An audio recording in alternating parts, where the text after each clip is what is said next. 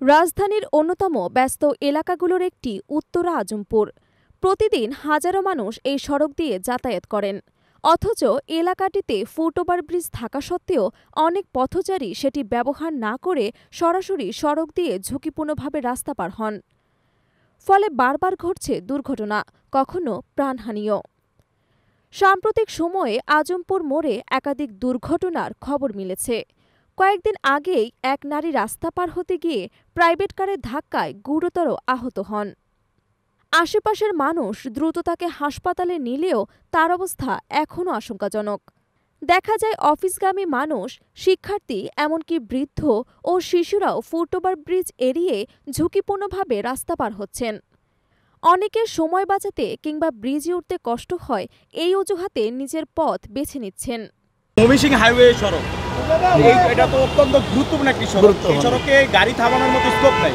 তারপরেও এই যে শত কোটি টাকা দিয়ে ফ্লাইওভার থাকতেও মানুষ, আপনি যে কারণটা বললেন, আসলে জনসচেতনতার অভাব আছে। এটা তো সব দিকেই, আমাদের দেশে সব দিকে। আপনি কোন দিক দেখতেছেন না? আপনি এই সচেতনতা করবে যারা, তারাই তো এই কাজ করতেছে। আপনি নিজে দেখতেছেন যে যারা সচেতন, যারা কাজ করবে, তারাই করে এই কাজের বক্তব্য কি বেশি। এই কারণে মানুষ মানে না।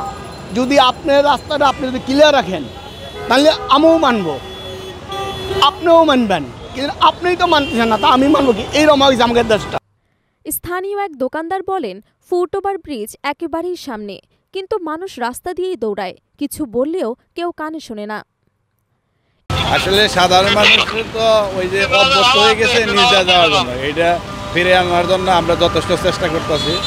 বিভিন্ন সংস্থাও কাজ করে, বিশেষ করে জায়গা আছে, আরও যে বিভিন্ন সংগঠন আছে, তারাও। এই বিষয়ে ট্রাফিক পুলিশের এক কর্মকর্তা জানান, সচেতনতা তৈরির চেষ্টা করি, মাঝে মাঝে অভিযান চালিয়েও জরিমানা করা হয়, কিন্তু মানুষ নিজের নিরাপত্তা না বুঝলে দুর্ঘটনা রোধ করা কঠিন। কোনো কারণ নাই, সবাই মিলে পার হইতেছে, একসাথে পার হয়ে গেছে। কাহিনী এত না, এত রুট না যে আমাদের ওনারা যদি এত ইয়া হয়, আমাদের বাধা দেখ যে তোমরা পার হয় না, আমরা কিন্তু পুলিশ অফিসের সামনেই পার হইতেছি। তো ওনাদের দায়িত্বের গাফলতি না এটা, সো এটা ওনাদেরকে জিজ্ঞেস করা। জনসচেতনতার অভাব আছে কিনা? অবস্থা আছে, ওনারা তো আমাদের সচেতন করতেছে না। ওনাকে আমাদের সচেতন করতেছে যে না, রোড পার হয় না, ওনাদের সামনে দিয়ে উইলিংলি পার হচ্ছে, তাই না? এটা ওনাদের জিজ্ঞেস করা উচিত, এটা ওনাদের গাফলতি। এদিকে বিশেষজ্ঞরা বলছেন, পথচারীদের মধ্যে সচেতনতা বৃদ্ধির পাশাপাশি ফুটওভার ব্রিজগুলোর রক্ষণাবেক্ষণ, পরিচ্ছন্নতা এবং পর্যাপ্ত আলো নিশ্চিত করতে হবে, যাতে সেগুলোর ব্যবহার করতে মানুষ আগ্রহী হয়। আজমপুরের এই চিত্র আমাদের ট্রাফিক শৃঙ্খলা এবং জনসচেতনতার ঘাটতি স্পষ্ট করে। নিরাপদ সড়ক ব্যবহারে সবাইকে আরও দায়িত্বশীল হতে হবে, নইলে দুর্ঘটনা অব্যাহত থাকবে। ডেস্ক রিপোর্ট, কালের সমাজ।